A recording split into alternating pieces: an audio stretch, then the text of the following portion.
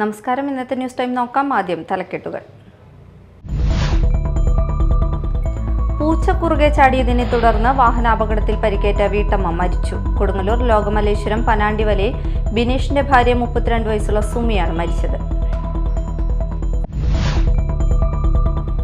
ഇന്ത്യയിൽ കോവിഡിന്റെ പുതിയ വകഭേദം വ്യാപിക്കുന്നു. XFG എന്നാണ് പുതിയ വകഭേദത്തിന്റെ പേര്. ഇതുവരെ 163 പേരിൽ ഈ വകഭേദം കണ്ടെത്തി. സംസ്ഥാന സിലബസ് അനുസരിച്ച് അധ്യയനം നടത്തുന്ന സ്കൂളുകളിലെ കുട്ടികളുടെ കണക്കെടുപ്പ് ഇന്ന് നടക്കുന്നു. വിവരങ്ങൾ ശേഖരിക്കുന്നത് പൊതുവിദ്യാഭ്യാസ വകുപ്പിന്റെ സമ്പൂർണ്ണ പോർട്ടൽ വഴി. വാർത്തകൾ വിശദമായി. പൂച്ച കുറുകെ ചാടിയതിനെ തുടർന്ന് വാഹനാപകടത്തിൽ പരിക്കേറ്റ വീട്ടമ്മ മരിച്ചു. കൊടുങ്ങല്ലൂർ ലോകമല്ലേശ്വരം പനാണ്ടിവലയിൽ ബിനീഷിന്റെ ഭാര്യ 32 വയസ്സുള്ള സുമിയാണ് മരിച്ചത്. ഇക്കഴിഞ്ഞ വെള്ളിയാഴ്ച രാത്രി ദേശീയപാത 66-ൽ നെടിയതളി ശിവക്ഷേത്രത്തിന് സമീപമായിരുന്നു അപകടം. സുമി ഭർത്താവിനോടൊപ്പം സ്കൂട്ടറിൽ യാത്ര ചെയ്യുന്നതിനിടയിൽ പൂച്ച കുറുകെ ചാടിയതിനെ തുടർന്നായിരുന്നു അപകടം. തലയ്ക്ക് പരിക്കേറ്റ സുമി കൊടുങ്ങല്ലൂർ AR ആശുപത്രിയിൽ ചികിത്സയിലിരിക്കെയാണ് മരണമടഞ്ഞത്.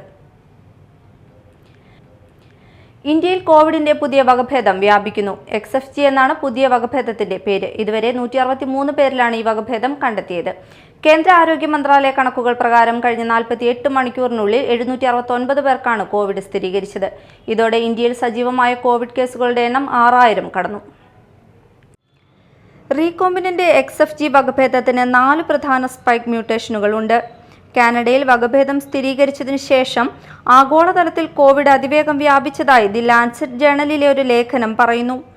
മഹാരാഷ്ട്രയിലാണ് ഏറ്റവും കൂടുതൽ XFG കേസുകൾ. 89 എണ്ണം റിപ്പോർട്ട് ചെയ്തിരിക്കുന്നത്.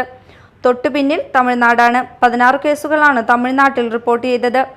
കേരളം 15, ഗുജറാത്ത് 11, ആന്ധ്രാപ്രദേശ്, മധ്യപ്രദേശ്, പശ്ചിമ ബംഗാൾ എന്നിവിടങ്ങളിൽ 6 കേസുകൾ വീതവും റിപ്പോർട്ട് ചെയ്തിട്ടുണ്ട്.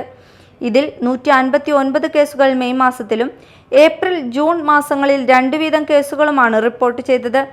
രാജ്യത്ത് കേരളത്തിലാണ് കൂടുതൽ രോഗികളുള്ളത്. ഗുജറാത്ത്, കർണാടക, ബംഗാൾ, ഡൽഹി എന്നിവിടങ്ങളിലും പ്രതിദിന രോഗികൾ കൂടുതലാണ്. News desk, media time. സംസ്ഥാന സിലബസ് അനുസരിച്ച് അധ്യയനം നടത്തുന്ന സ്കൂളുകളിലെ ഈ അധ്യയന വർഷത്തെ കുട്ടികളുടെ കണക്കെടുപ്പ് 6ാം പ്രവൃത്തി ദിനമായ ഇന്ന് നടക്കുന്നു. വിവരങ്ങൾ പൊതുവിദ്യാഭ്യാസ വകുപ്പിന്റെ സമ്പൂർണ്ണ പോർട്ടൽ വഴിയാണ് ശേഖരിക്കുന്നത്. വിവരങ്ങളുടെ അടിസ്ഥാനത്തിൽ ജൂലൈ 15-നകം അധ്യാപക തസ്തിക നിർണയം പൂർത്തിയാക്കും. കുട്ടികളുടെ എണ്ണം പെരുപ്പിച്ചു കാണിക്കുന്നതും ഇരട്ടിപ്പും ഒഴിവാക്കാൻ സ്ഥിരം ആധാർ നമ്പർ അടിസ്ഥാനമാക്കിയാണ് വിവരങ്ങൾ ശേഖരിക്കുന്നത്. ഈ കണക്കുകളുടെ അടിസ്ഥാനത്തിലായിരിക്കും തസ്തിക നിർണയം നടത്തുക. സാധുവായ UID ഉള്ള കുട്ടികളെ മാത്രമേ തസ്തിക നിർണയത്തിന് പരിഗണിക്കുകയുള്ളൂ എന്ന് മന്ത്രി V. ശിവൻകുട്ടി അറിയിച്ചു. സർക്കാർ, എയ്ഡഡ്, അൺഎയ്ഡഡ് സ്കൂളുകളിലെ 1 മുതൽ 10 വരെ ക്ലാസുകളിലെ കുട്ടികളുടെ വിവരങ്ങൾ പൊതുവിദ്യാഭ്യാസ വകുപ്പിന്റെ സമ്പൂർണ്ണ പോർട്ടൽ വഴിയാണ് ശേഖരിക്കുന്നത്. വൈകുന്നേരം 5 വരെയാണ് സമ്പൂർണ്ണയിൽ വിവരങ്ങൾ രേഖപ്പെടുത്താൻ കഴിയുക. വിവരങ്ങളുടെ അടിസ്ഥാനത്തിൽ ജൂലൈ 15-നകം അധ്യാപക തസ്തിക നിർണയം പൂർത്തിയാക്കും.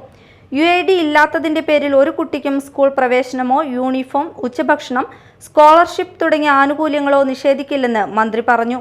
മാള ഉപജില്ലയിലെ ഒരു LP സ്കൂളിൽ ആധാർ ഇല്ലാതെ 2 കുട്ടികൾ പ്രവേശനം നേടിയത് റദ്ദാകുമെന്ന ആശങ്ക പങ്കുവയ്ക്കുന്ന വാർത്ത മീഡിയ ടൈം നൽകിയിരുന്നു. ആധാർ കാർഡ് ഇല്ലാത്ത കുട്ടികൾക്ക് K-സ്മാർട്ട് ഡാറ്റാബേസ് വഴി ജനന സർട്ടിഫിക്കറ്റ് ഉണ്ട്. എങ്കിലും ഇത് പരിഗണിക്കാനാകില്ലെന്ന വിദ്യാഭ്യാസ വകുപ്പിന്റെ നിലപാടാണ് മീഡിയ ടൈം വാർത്തയിൽ ഉൾപ്പെടുത്തിയത്.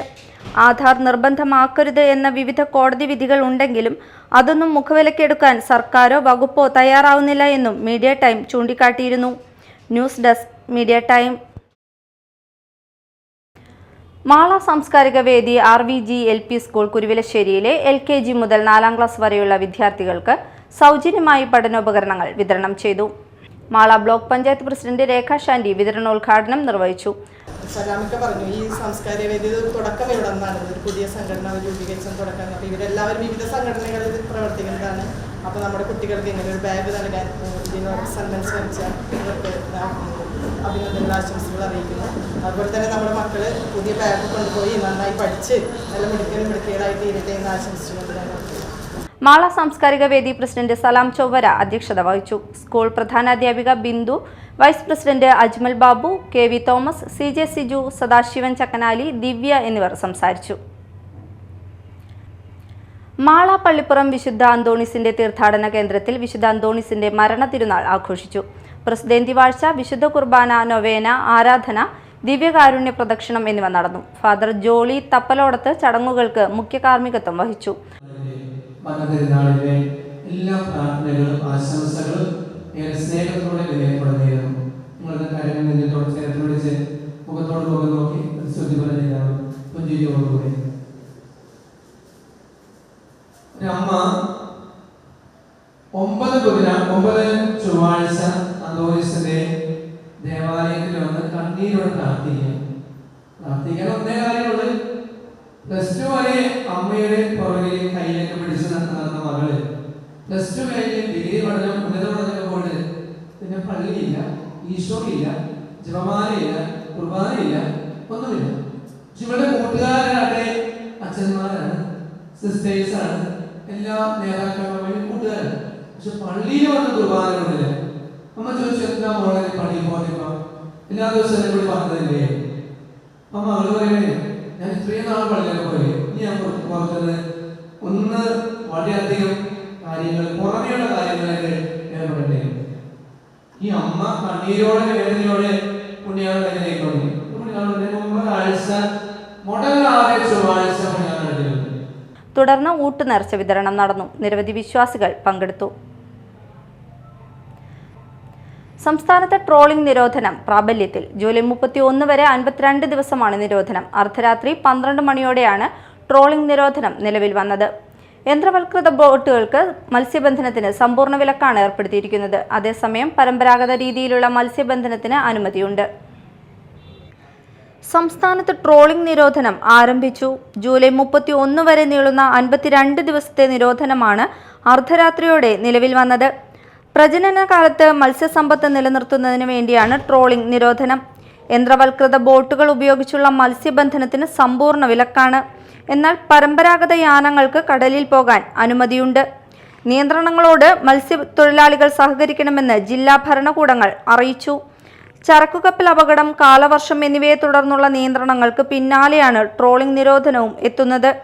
തീരപ്രദേശത്തെ ജനങ്ങളെ പട്ടിണിയിലേക്ക് തള്ളിവിടാതിരിക്കാൻ നിരോധന കാലയളവിൽ ഇളവ് അനുവദിക്കണമെന്ന് മത്സ്യത്തൊഴിലാളി സംഘടനകൾ ആവശ്യപ്പെട്ടിരുന്നു. Media time, Thrissur. പ്രധാന വാർത്തകൾ വീണ്ടും.